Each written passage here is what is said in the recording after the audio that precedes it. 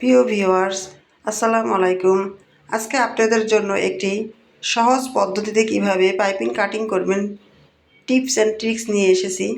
দেখুন, আমি এখানে 12 ইঞ্চি পরিমাণ লম্বা নিয়েছি কাপড়টি এবং চওড়ায় নিয়েছি 8 ইঞ্চি পরিমাণে।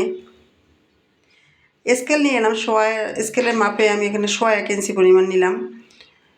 এরপরে আমি স্কেল বসিয়ে বসিয়ে দাগ দিয়ে নিব।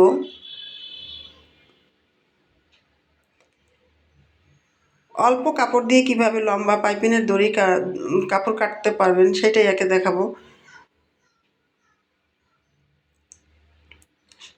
পাইপিনের কাপড়গুলো যাতে সমান হয় সেজন্য এইভাবে স্কেল দিয়ে বসিয়ে বসিয়ে কাপড়টি কাটবেন দাগ টেনে।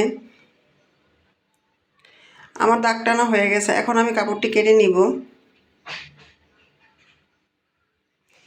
এখানে তেরা বাঁকা হয় না এরকমভাবে কাটলে, এবং এক সমান হয়।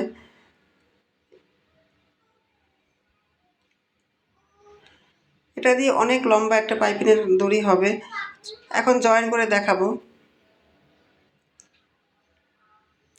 দুইটা কোণা ধরে আড়াআড়ি করে বসিয়ে নিব।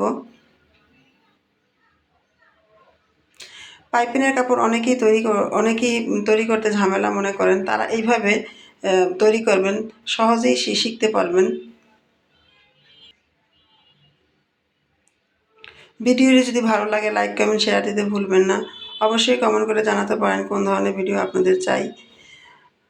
দেখুন, তৈরি হয়ে গেল আমার লম্বা দড়ি বা পাইপিনের কাপড়। আজকে পর্যন্ত, ধন্যবাদ।